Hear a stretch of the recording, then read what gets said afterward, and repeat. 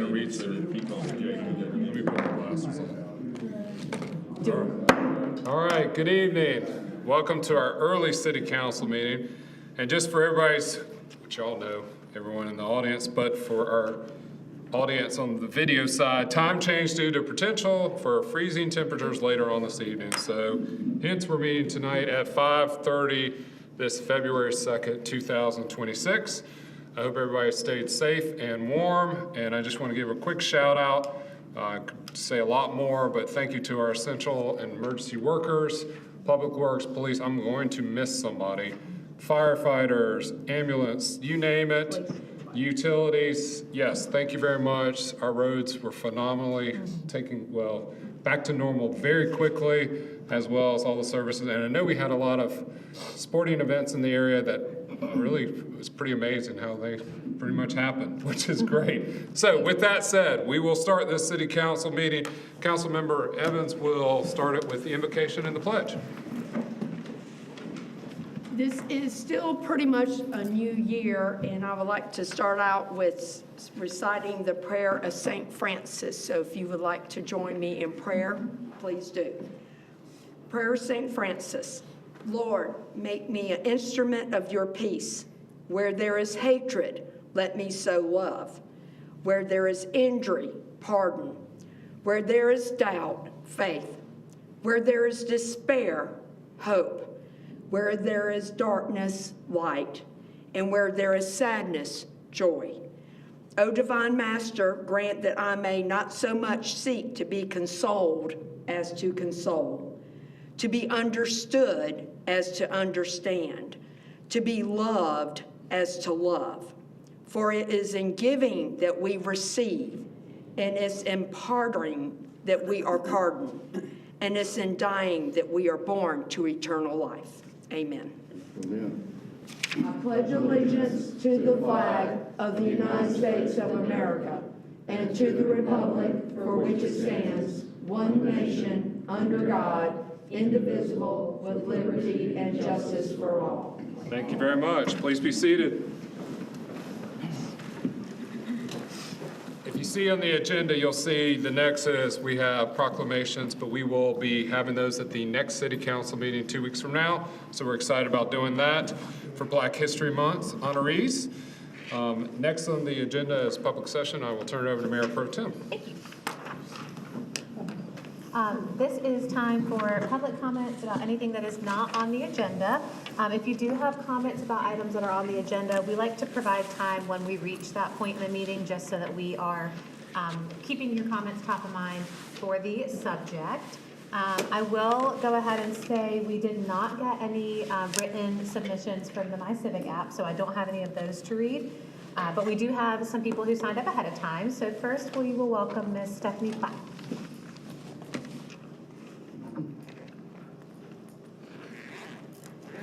Stephanie Platt, Mount Healing. I just want to ask, I submitted some questions on the last council meeting, and I didn't get any answers from those questions. So I didn't know when I should expect some. I'll go back and review and I'll follow up with you. Okay. And I also wanted to, I was watching the council meeting last time, and councilwoman made some statements, and I just wanted some clarifications on those. About, people, citizens listening and, that sort of thing. So this is time for us to listen to you. We don't normally respond at this point, but if later in the meeting, if anybody wants to add notes for the new business, they can do so then. Okay, because I was just a little confused, about, what they had said, about, May I please address? Is everybody, we would have to take a motion for everybody to approve it. Correct. Okay. This is time for us to listen to you, though. Yeah. And so the floor is yours. Okay. Oh, yeah, that's all. You have my phone number and you have my email address. Yeah, that might be, Stephanie. yeah, perfect. Okay, Thank you, Ms. Platt, appreciate it. Next, we have Colin Craig.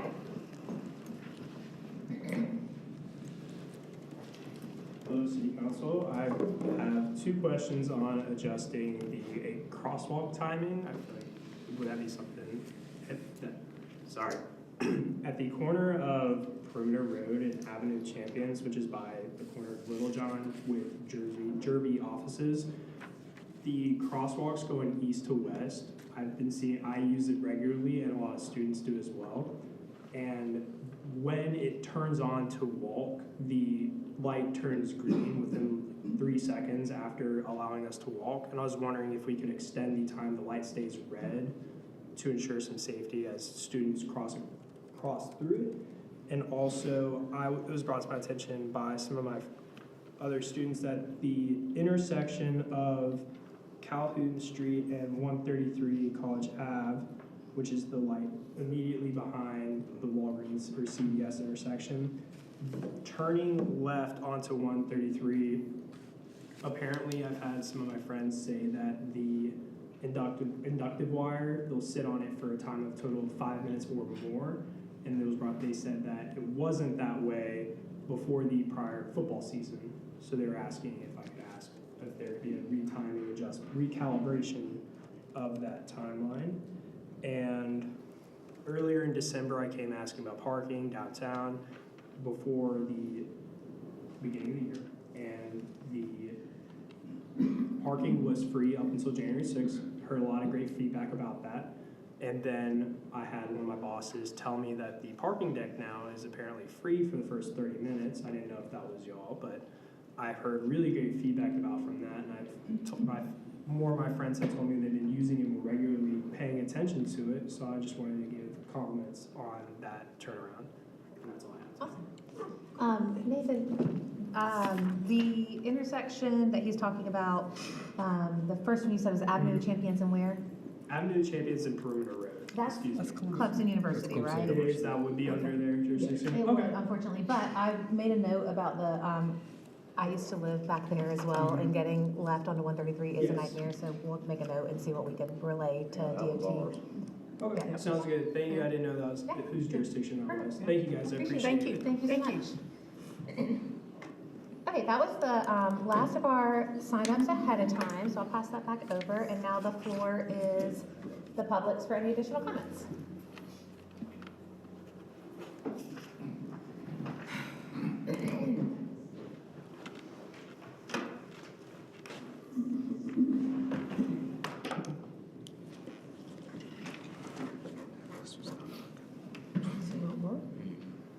Well, it looks like a nice pen. I know. Maybe it's, maybe, okay, got it. Hello, I'm not 100% prepared, but I want to just get the word out there, just as a rough idea. My name is Rupert, 206 North Clemson Avenue. I guess yesterday or the day before was a milestone with AI.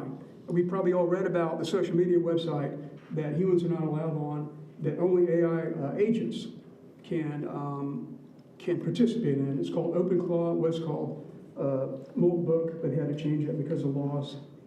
And my point is that AI is moving very fast.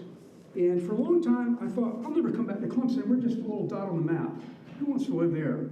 But really, as I get older, I realize that Clemson really, it's a microcosm of at least the Southeast. So we are really connected to the rest of the country, at least the Southeast. So this is a very important town. It's a very special town. And my point I'm getting to is that we've done studies before, and very logical studies. A study was done most recently, I think 60,000 on parking. I don't know the results. And also before then, I forget exactly when that was, maybe more than 6 months ago, there was a study on safety in Clemson, I guess, for students crossing roads and riding electric bikes. Very well justified studies. And the nice thing about that study was that the university, I think, paid for the majority of that study, which is good for us because the city benefited. And what I'm suggesting is that we talk to the university, if there is someone to talk to about this, I'm not sure who it is, and find out if they have a budget, come up with a budget to do a study of the impact of AI on the different degrees. We all know that computer science has been decimated.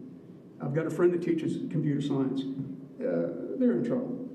And so there are certain degrees that get hit really hard with AI, others not so much.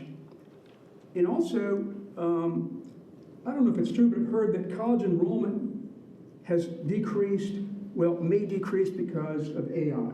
So we need to talk to, what I'm saying is that we need to talk to some experts. I'm not sure where you find the experts. But there needs, if we can spend $275,000 on traffic safety in Clemson, it seems like we could come up with some amount of money to look at AI impact, because AI is moving very, very quickly. And people, my sisters, I was with them today, and they just think AI is like a machine learning algorithm. No, it's not. It operates the way the human brain operates. 5 seconds, Mr. McKenzie. Okay, that was it. Okay. That was my point. Thank you very much, appreciate it. So I feel like it bears saying that public comment is designed for subjects that are under the direct control of the city council in Clemson. Just so everybody understands, if you're talking about something during public comment, it is for something that is directly under our control. Thank you. Okay, any other comments from the public?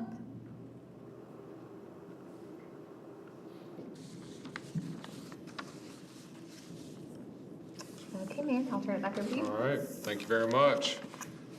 I'm always a little bit behind on this, but everybody's aware that if we have ADA listening devices by Jeremiah, he's smiling. I'm gonna start doing that right at the beginning. I'm gonna try to do better on that. But I always have a tendency to do a little bit later, but ADI listening devices are available if you need them, so just keep that in mind. Next, we'll go to the possible approval of minutes from January 12th, thank you. I could put my glasses back on. January 12th. So would somebody like to make a motion? Second. Any comments or discussion? All in favor, raise your right hand. All right, thank you very much.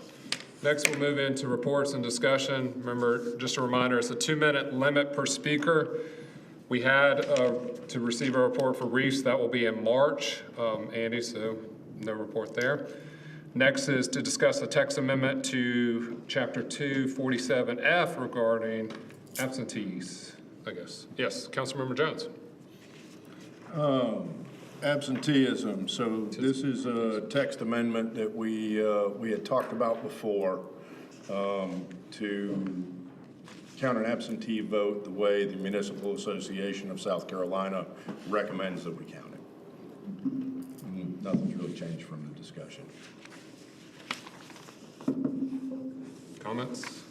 Questions? Yeah, it's pretty simple. Just following guidelines. Comments from the public? All right, thank you for bringing that up. Appreciate it. We'll move on to the next, is discuss a proposed amendment to the townhouse definition in the rental housing ordinance. Jacob.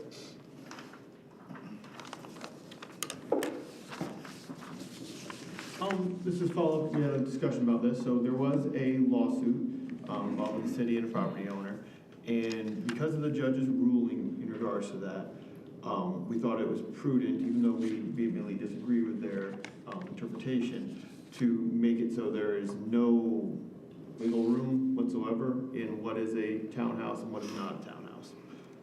So based on the judgment of from that case, we have proposed an amendment to the ordinance as you see. Does this sound like the second or third reading? I think. This seen is this the first before, reading. no? We told you guys about Oh. it. Sorry. Yeah. I'm sorry, this is the first reading because it's been discussed before. Yeah. Okay, sorry. No, This is Oh, I'm sorry, this is still discussion, I'm first. sorry. Discussion first, yeah, We don't read. yeah. Sorry. Yep. Sorry, So, there it you all go. runs You're together. You're good. I knew we had Too discussed many it. times the same thing, my bad. No, Repetition is good for our Yes. brains to grasp Yes. it. The first one was enacting the pending ordinance doctrine, Right. and so that's why it Okay. had a little more of a formal stage to it. I think the language that you've got proposed makes it very black and white and takes a lot of the gray area out, so. Yeah, originally we had kept it to be exactly what the International Building Code was. We thought that was the safest way to go, but because the judge ruled, we've moved away from the International Building Code to more layman's terms. So I'm just curious, you marked out single-family dwelling, and you put attached units in a single building. So is that just the layman terms or the terms that you just talked about? According to the building code, townhouses are attached single-family dwellings. They fall under different standards. So we wanted to make it clear, because people get confused when you say single-family, they immediately think they have to be separated. Correct. So this is making it for a layperson to, so that there's no confusion that a single-family home, that we just took out, because it wasn't unnecessary to have single-family. It's in the building code because it involves building standards. If it's not a single-family home, then it falls under the International Building Code rather than the International Residential Code, which has sprinklers, longer fire rates between walls, things like that. Okay. Yeah, so I think the code definition in the IRC, single-family triggers a series of rules. And then because it's a townhouse, because of the closeness of them, it triggers a series of fire rules to separate them. So that's why they're using that definition in that book. It keeps triggering different sets of rules. Thank you, I appreciate that. Now I understand, thank you. Any questions, comments, yeah? From the public? All right, Jacob, thank you for taking the leadership on that, we appreciate it. Next is staff reports. Jeremiah has one date for you. Statement of economic interest is due March 30th at noon. Just a reminder to go ahead and do that. Just check your emails for a link and I'll take care of that. Thank you for staying on that. Don't forget. Yeah, Don't forget there are nasty fines. All right, next is to go into policy action. Just a reminder again, 2-minute limit per speaker. First is consider first reading of the draft 2045 comprehensive plan. Nathan. Coming around. Good evening. You'll remember that we released an RFP for this comprehensive plan in March of 2023. At that time, and we had our first public meetings for this plan in November of 2023. At that time, the council asked us for a much shorter and easier to read version of the comprehensive plan. We believe we've accomplished that, as well as all the changes and goals that the steering committee made during the process, of which you guys were part of. And so with that, I would ask you to pass the first reading of this comprehensive plan, but if you have any questions, I have my staff, as well as the chair of the planning commission here with me tonight. Thank you, Nathan. Comments, questions? Okay. Comments from the public?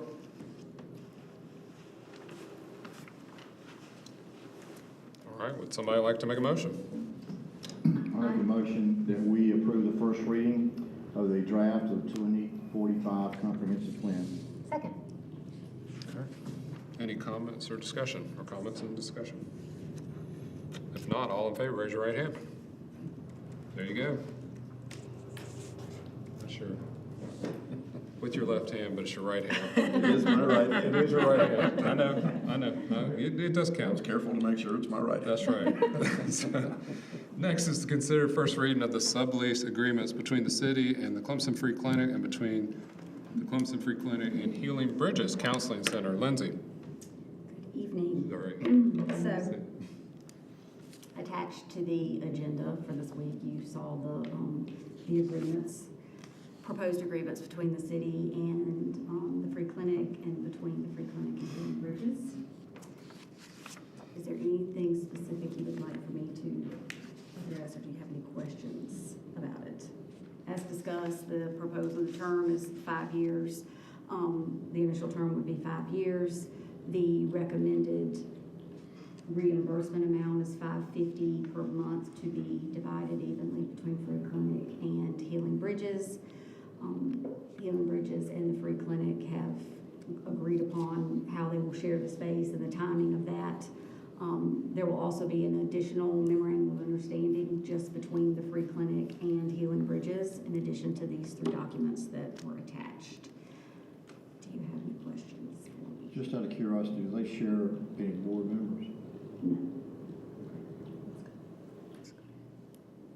I think you guys did a great job putting that together. Absolutely. Yeah.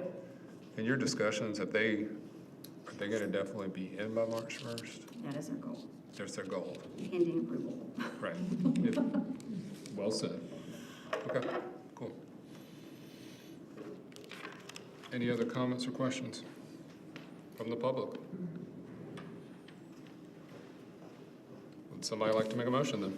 I make a motion to approve the first reading of the sublease agreement between the city of Clemson Free Clinic, between the city and Clemson Free Clinic, and between the Clemson Free Clinic and Healing Bridges Counseling Center.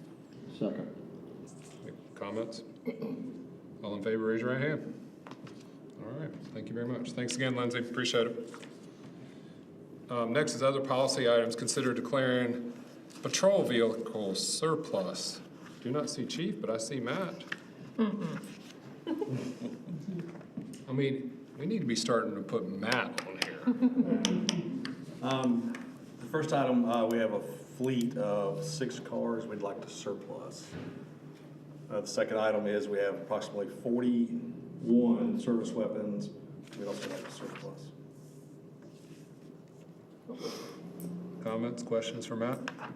If I remember correctly, the weapons were going back to the That manufacturer. is correct.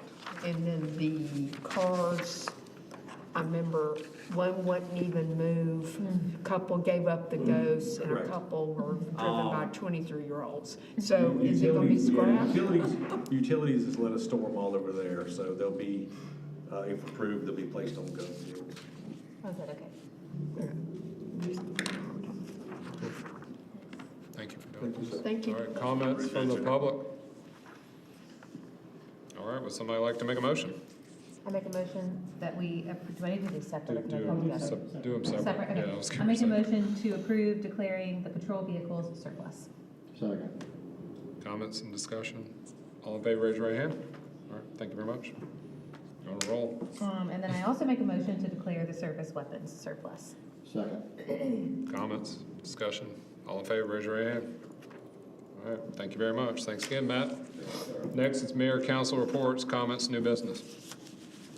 I just want to echo what you were saying, Robert, about the efforts by the city. I think our staff and public works team did a phenomenal job keeping us safe. They were out in the storm, after the storm, before the next storm. Our roads were, for the most part, clear, and as far as I know, we didn't really have any serious incidents. So big shout out Yes. to our teams. They worked very hard.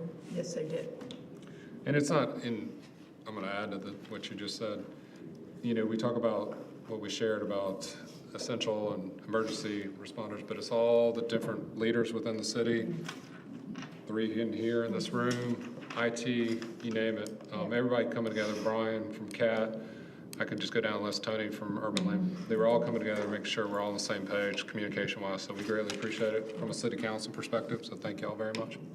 Well, I was out with the animals, and Cody was out, and they had already been out surveying the roads, and this was like 7 o'clock in the morning, and, you know, just kudos, and I can't thank them enough for being out and working so hard during this time, so thank you. And that was 2 weekends in a row. Yeah. To keep Yes. that energy level is pretty impressive, so we appreciate Yes. it. Good. Other comments? Just to let everybody know, of course, we have the Black History Month honorees, and so 2 that we would have recognized today would have been Coach Earl Gaines and Ray Lawson. So just wanted to articulate who they were, who our selectees were. It is the 100th anniversary celebration of Black History Month celebration, and so we're having our Black History Month luncheon, February 28th at Clemson Area African American Museum. I see Morgan is in the audience here. So she's working diligently with several of us to put that together. And I will say, We are going to be limited the number of people who can participate because of the capacity. So if council members are planning to attend, you will need to let us know so we can make sure that's part of the head count on that day. But we will start about 5 o'clock that evening is the time for that event. That's a Saturday. So just make that known. Thank you very much. Appreciate it. Other comments? So there has been an accusation made that by having prepared comments, we are in violation of our own ethics policy. And I don't believe it's made in as a malicious accusation. I believe it comes from a misunderstanding of how the ethics policy really works. And I wanted to see if we could take a minute to have a conversation about it, but also to address what has been said and address what's said in the ethics policy. And I had asked Kaz if he would give us an explanation of the section in where it talks about keeping an open mind. And I guess the essence of what's been said is that if we come in with prepared comments, then we are unable to have an open mind at the final vote. But with leadership, we have talked to loads of people. There is many opportunities. There are, I believe, at least 6 public opportunities for public comment prior to a final vote, along with access to My Civic, along with access to all of our phone numbers, along with access to all of our emails. I know all of us are actively engaged in the community and actively talking to people, and we want to get a robust public comment in on these things, but we do have to get to a point, at some point, where we can make a decision. And being able to provide have a prepared statement or provide a reason for why we are making a decision on something, I believe is an important part of informing the public. And Kaz, I guess it's page 2, number 6. Would you mind giving us give us a bit of an explanation on how that works? Certainly. The first thing before I specifically comment on this, I'm going to talk about a personal experience that I think sort of sheds light on how City Council may interpret this.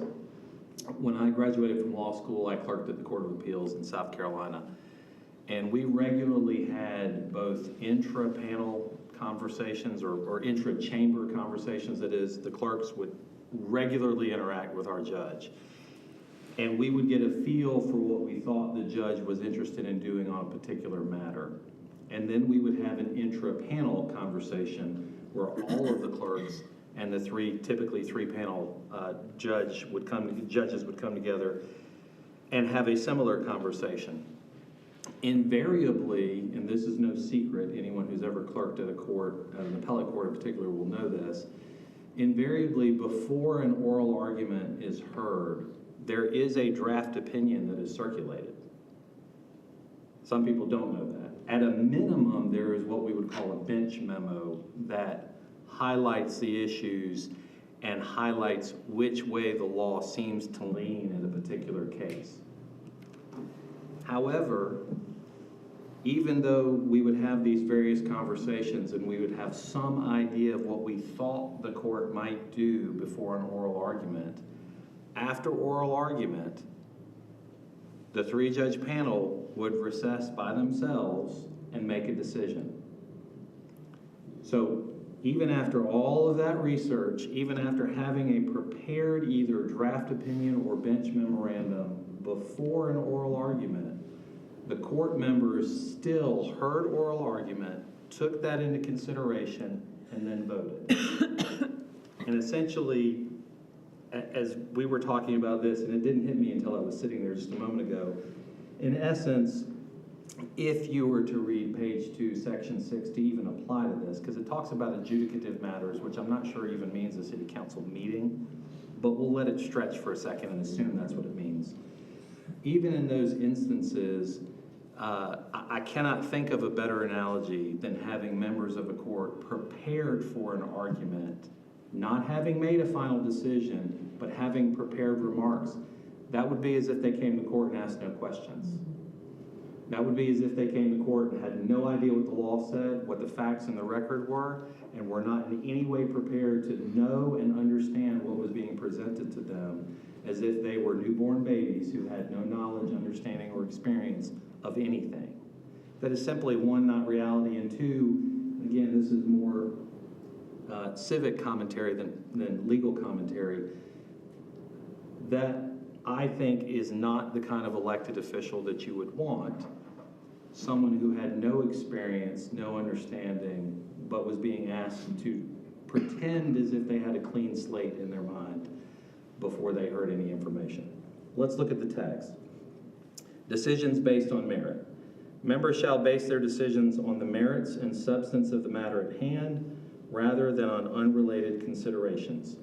Again, to the extent that that is applicable to a city council meeting, I think it is very straightforward. You are, according to your ethics code, looking at those things that you believe are related to the issue that is in front of you.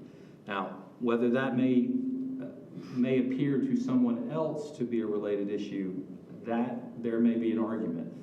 Individual council members may disagree over things of a particular matter do or do not impact the decision-making process.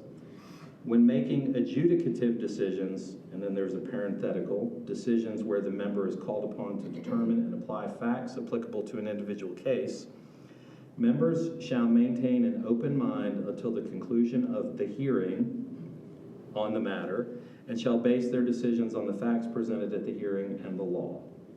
Again, assuming that an adjudicative matter includes a city council vote as opposed to some other hearing setting where you may have an employment situation where there actually may be an adjudicative decision as opposed to a vote on a matter.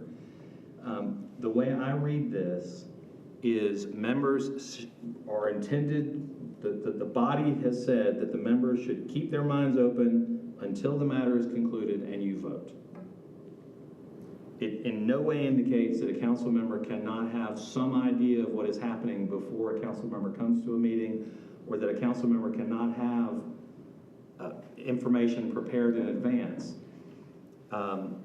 Again, I think that is not reflective of the reality of human existence, where we all come to each situation with some preconceived idea of what is happening based, if nothing else, on experience. And then to the point that was made earlier on the number of presentations that are made in each one of these instances, the city of Clemson is somewhat, not entirely unique, so I'm going to modify the word unique, somewhat unique in that almost every ordinance level decision that is made in the city effectively gets 3 readings. Even though technically there are only 2 readings, it is brought up for discussion first, and there is some inherent nodding as to whether it should move forward for a decision level discussion, which is typically a first reading, and then for a second reading. There are plenty of city councils, and state law only requires 2 for cities. There are plenty of city councils who have 2, period. There is no pre-discussion. There may not even be a committee level discussion. It is simply shows up on an agenda and they vote on it. It shows up on an agenda again and they vote on it.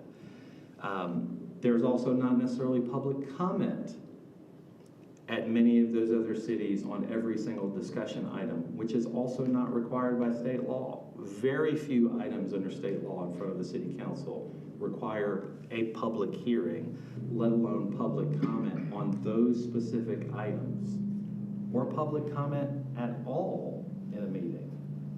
I think there is some kind of misunderstanding that public attendance and public notice requires public interaction. That is not true. Again, there is almost none. There are a few. Comp plan is a good example. Budget is a good example. Beyond that, there are almost no other required public input sessions for state law purposes.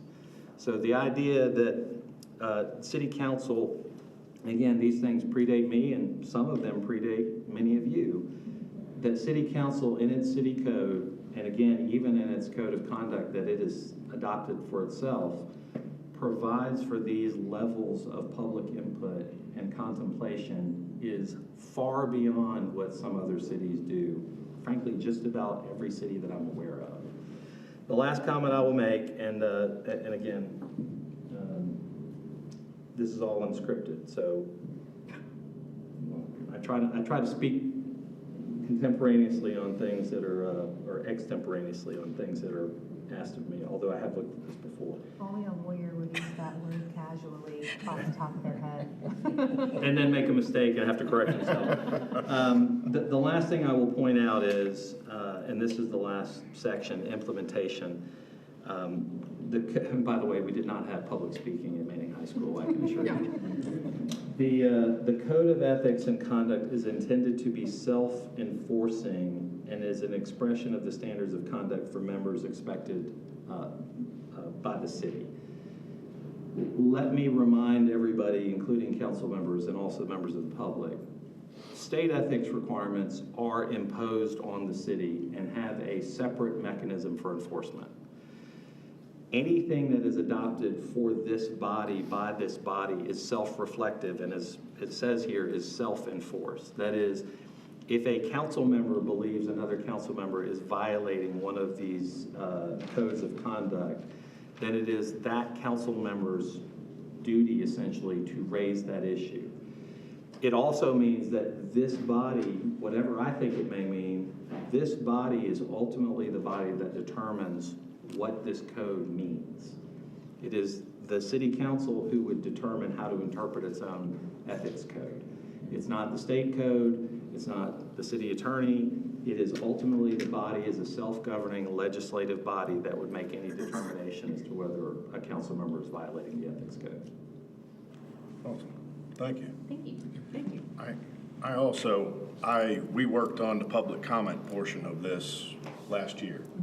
And I really like that we solicit as much public comment throughout the process, from projects coming in front of the Planning Commission, there's public comment sessions, and then we exceed in requesting public input on items coming before us.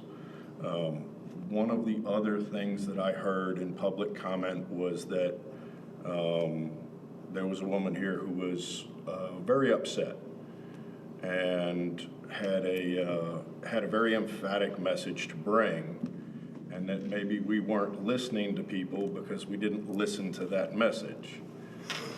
Now, in that case, with that same woman, I had spent an entire weekend emailing back and forth, and we had talked extensively about those issues, and they had all been part of my consideration, and I know other members of council had talked to her. But I had a passage I wanted to read out of a Brooks Williams book. It was a short passage that addresses that. When leadership is driven by reaction instead of responsibility, the results are disastrous. The focus shifts from long-term sustainability to short-term appeasement. Public trust erodes, decisions are made out of fear, and leaders become prisoners to the loudest voices in the room. If we continue down that path, governance will no longer be about problem solving, it will become a performance. Public officials will be held hostage by whoever yells the loudest. Leadership will cease to exist. Governance is not a spectator sport. It's not about popularity, applause, or avoiding controversy. It is making the hard choices that keep communities strong, resilient, and moving forward. I thought that was informative about dealing with some of these things. And I know we all want to make sure we get plenty of public input into things, but not every decision is going to be popular. If you guys have any feedback on that, I just wanted to try and unpack that so that everybody here could hear kind of what, at least a different take on it.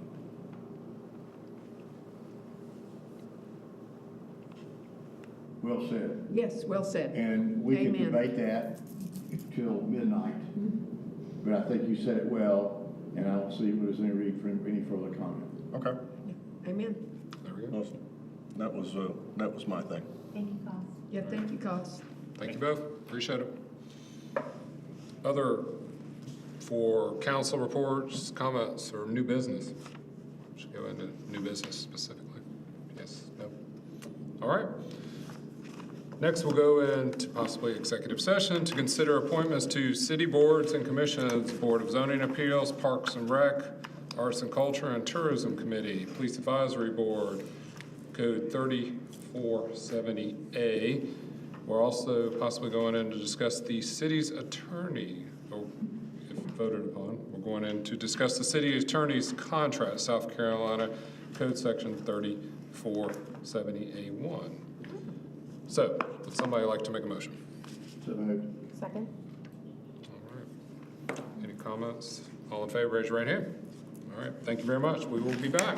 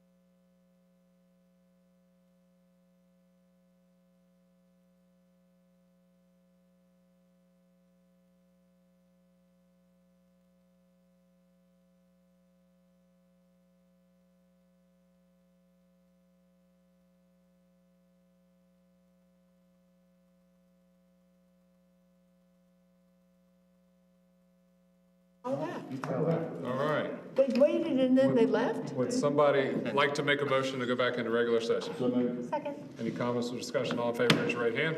All right, thank you very much. Would somebody like to make a motion on appointments? I'd like to make a motion for 2 appointments to the Parks, Recreation, Arts, Culture, and Tourism Board. I'd like to make a motion for Naomi Garakios, I apologize if I pronounced that incorrectly, and Tatiana May Weiss, both for 3-year terms. Second. Okay, comments or discussion? All in favor, raise your right hand. All right.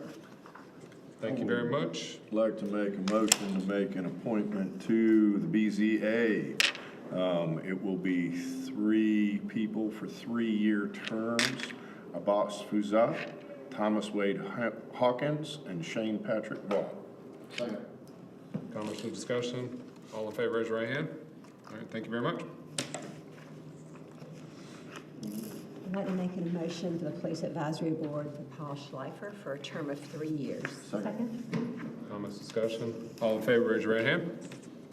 All right, thank you very much. And lastly, I'd like to make a motion to approve the city attorney's contract. Second. comments, discussion? All in favor, raise your right hand. All right, thank you very much. Now, the last thing, would somebody like to make a motion to adjourn? So moved. Second. Comments or discussion? All in favor, raise your right hand. All right, thank you very much.